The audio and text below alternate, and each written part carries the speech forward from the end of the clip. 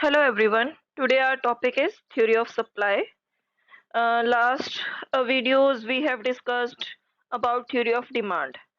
ठीक है, हमने पिछली वीडियोस में थ्योरी ऑफ डिमांड के बारे में, उसकी इलास्टिसिटी वगैरह डिमांड के बारे में सारा रीड किया। तो अब हम रीड कर रहे हैं सारा सप्लाई के बारे में। तो हम स्टार्ट कर रहे हैं सप्लाई। तो फर्स्ट हमारा एजेंडा है introduction, meaning of supply, factors जो सप्लाई को अफेक्ट करते हैं, सप्लाई के types, supply schedule, supply curve and summary. Introduction, तो सप्लाई क्या है? एक ऐसा इकोनॉमिक कॉन्सेप्ट है जिसमें हम डिस्क्राइब करते हैं कि टोटल अमाउंट ऑफ कुछ गुड्स जो कि कंज्यूमर को अवेलेबल है वो कैसे अवेलेबल है, मतलब प्रोड्यूसर कैसे सप्लाई कर रहा है, प्रोड्यूसर कौन कौन से गुड्स दे रहा है across the range of prices, जो कि हम ग्राफ की मीनिंग ऑफ सप्लाई। देखो यहाँ पे क्या है, वो डिमांड कर रहे हैं, मतलब एक कस्टमर डिमांड कर रहा है, तो प्रोड्यूसर के पॉइंट ऑफ व्यू से उस प्रोडक्ट की क्या हो रही है, सप्लाई हो रही है। तो what is supply? The total amount of specific good और service that is available to the customer. जो कस्टमर को गुड्स और सर्विसेज अवेल की जाती हैं उसे हम सप्लाई बोलते हैं। तो दूसरी टर्म्स में अगर बात करें तो सप्लाई क्या है, वो क्वांटिटी और प्रोडक्ट, ठीक है, जो एक बिजनेस हाउस, एक प्रोड्यूसर ऑफर करता है एक पर्टिकुलर प्राइस पे कस्टमर्स को at a point of time, उसे हम बोलते हैं सप्लाई। हमारे कौन कौन से फैक्टर्स अफेक्ट करते हैं? सबसे पहले तो प्राइस ऑफ द प्रोडक्ट। तो प्राइस ऑफ द प्रोडक्ट के साथ क्या रिलेशन है? जैसे जैसे प्राइस बढ़ता है तो प्रोड्यूसर क्या चाहता है, वो सप्लाई को बढ़ा देता है, और जैसे ही प्राइस घटता है तो प्रोड्यूसर सप्लाई को कम कर देता है क्योंकि उसे नुकसान होता है। तो इस वजह से इसके साथ डायरेक्ट रिलेशन है, प्राइस ऑफ द प्रोडक्ट के साथ इसका डायरेक्ट रिलेशन है। ठीक है। Number of the sellers, number of the sellers मतलब जितने ज्यादा सेलर सेम प्रोडक्ट के, जैसे कोई एक प्रोडक्ट लगा लो, जैसे कार लगा लो, कार बेचने वाले सेलर्स है, तो अगर जितने ज्यादा कार सेलिंग होंगे तो कंपटीशन ज्यादा होगा, तो उसे प्राइस कम रखना पड़ेगा। तो प्राइस कम रखना पड़ेगा तो सप्लाई क्या हो जाएगी, उसकी कम हो जाएगी, जिस वजह से अफेक्ट होगा। तो नंबर ऑफ सेलर्स पे भी डिपेंड करता है हमारा supply. Future expectations, future expectations जैसे अगर हमें लग रहा है कि कोविड आएगा, है ना, तो हम पहले ही अब सप्लाई इंक्रीज कर देंगे और बाद में सप्लाई को डिक्रीज कर देंगे। तो फ्यूचर एक्सपेक्टेशन के अकॉर्डिंग हमारा सप्लाई भी अफेक्ट होती है।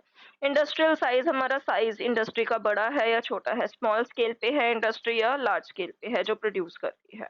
अगर तो हमारे स्मॉल स्केल पे है तो सप्लाई कम होगी, और अगर लार्ज स्केल पे है तो सप्लाई ज्यादा होती है। दूसरी आ गई गवर्नमेंट पॉलिसी। गवर्नमेंट पॉलिसी में हमारी दो चीजें आएंगी, टैक्स और सब्सिडी।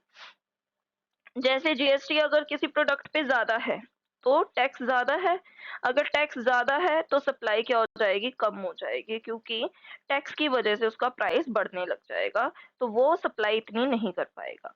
बट अगर सब्सिडी मिल रही है उसे, सब्सिडी मीन्स उसे प्राइस जो है वो बढ़ाकर भी करे तो उसे फायदा ही होगा, क्योंकि उसे सब्सिडी दे रही है गवर्नमेंट, तो इस वजह से सप्लाई क्या हो जाएगी, बढ़ जाएगी। मतलब टैक्स के साथ उसका नेगेटिव रिलेशन है और सब्सिडी के साथ पॉजिटिव रिलेशन है सप्लाई का।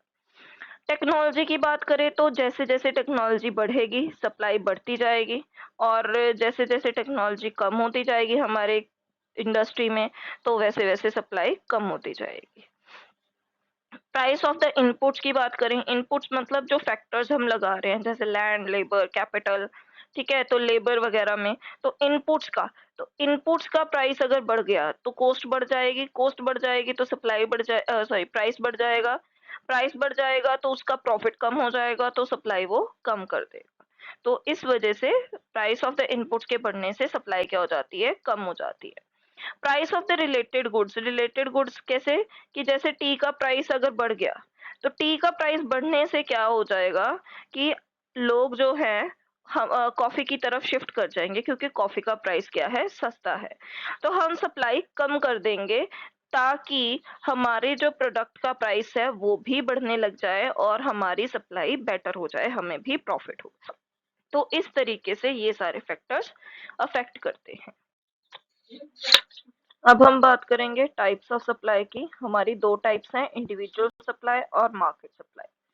तो जैसे कि हमने डिमांड में भी किया था कि इंडिविजुअल डिमांड होती है एक कस्टमर की डिमांड, और मार्केट डिमांड होती है ये बहुत सारे कस्टमर जो भी मार्केट में अवेलेबल है उनकी डिमांड। इसी तरीके से इंडिविजुअल सप्लाई होती है एक फर्म की सप्लाई, और मार्केट सप्लाई होती है जितनी भी फर्म्स मार्केट में अवेलेबल हैं उनकी। तो यहाँ पे होता है सिंगल सेलर, यहाँ पे होते हैं बहुत सारे सेलर्स जो भी इंडस्ट्री में मार्केट में अवेलेबल हैं। ये इंडिविजुअल सप्लाई शेड्यूल और सप्लाई कर्व से दिखाया जाता है, मार्केट सप्लाई शेड्यूल और मार्केट सप्लाई कर्व से दिखाया जाता है। ये एक मार्केट सप्लाई का कंपोनेंट है, क्योंकि इसमें हम बहुत सारे इंडिविजुअल फर्म्स लेते हैं, सेलर्स लेते हैं और उसका एग्रीगेट करते हैं। तो ये एग्रीगेटेड है और ये कंपोनेंट है। इसमें हमारी कर्व स्टीपर बनती है और इसमें हमारी कर्व फ्लैटर बनती है। ये नैरो कॉन्सेप्ट है क्योंकि इसमें सिर्फ एक ही चीज को लेते हैं, इसमें जितने भी सेलर्स है सबको लिया जाता है, इसलिए ये ब्रॉडर है। इसमें एक इंडिविजुअल जो अलग अलग प्राइसेस के ऊपर सेल करता है उसके बारे में बात होती है, और इसमें एक सेलर जो है वो बहुत सारे सेलर्स डिफरेंट डिफरेंट प्राइसेस पे बात करते हैं, तो उसके बारे में। तो ये है इंडिविजुअल सप्लाई और मार्केट सप्लाई, जो कि डिफरेंट टाइप्स हैं सप्लाई। अब हम बात करेंगे सप्लाई स्केड्यूल की। तो सप्लाई स्केड्यूल क्या होता है? स्केड्यूल का मतलब होता है टैबुलर, टेबल की फॉर्म में। तो टैबुलर रिप्रेजेंटेशन जो हम करते हैं क्वांटिटी सप्लाइड और उसके प्राइस के रिलेशनशिप के बारे में, उसे हम बोलते हैं सप्लाई स्केड्यूल। तो ये भी दो तरीके का होता है, इंडिविजुअल सप्लाई और market supply schedule. Individual supply में हम एक फर्म के बारे में बात करते हैं, और मार्केट सप्लाई में हमारे पास जितनी भी फर्म्स हैं उनकी कितनी सप्लाई है उनके बारे में। तो इंडिविजुअल सप्लाई स्केड्यूल में आप देख सकते हैं कि हमारे पास टेबल में अलग अलग प्राइसेस पे अलग अलग क्वांटिटी सप्लाइड है, और इसी तरीके से मार्केट सप्लाई में हमारे पास अलग अलग प्राइसेस पे तीन फर्म्स हैं, ए बी और सी। तो इन तीनों को मिला के हमारी बनती है मार्केट सप्लाई। तो ए अलग अलग प्राइसेस पे अलग अलग क्वांटिटी डिस्ट्रीब्यूट कर रही है, बी अलग अलग सप्लाई कर रही है, सी अलग सप्लाई कर रही है।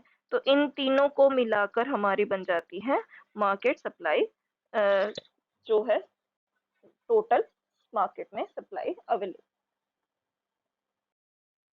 अगला आ गया हमारा सप्लाई कर्व। तो सप्लाई कर्व क्या होती है? कर्व मतलब डायग्राम।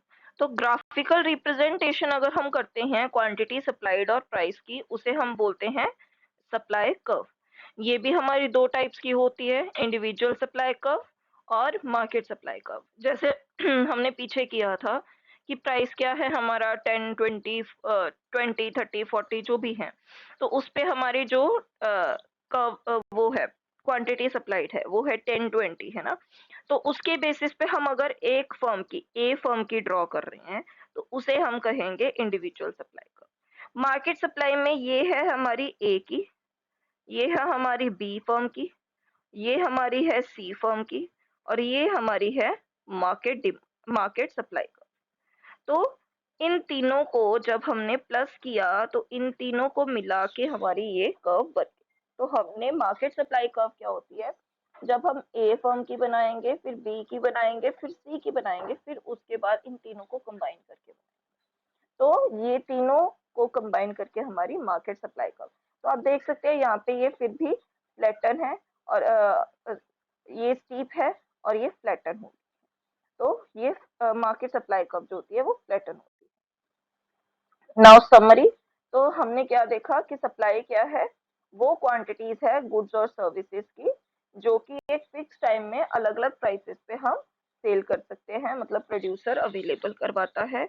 ये मेनली फ्री गुड्स इसमें नहीं आते इकोनॉमिक्स में, क्योंकि फ्री गुड्स मतलब जो government free of cost provide कर रही है, ठीक है। The availability of goods will be known as supply only when income is earned from the sale. जब कुछ कमाया जा रहा है, रेवेन्यू अर्न किया जा रहा है, तो उसे हम बोलेंगे supply. Thank you. Please follow, subscribe and comment, like channel, so that मुझे भी पता चले कि आपको अच्छा लगा है या नहीं लगा है। Thank you so much.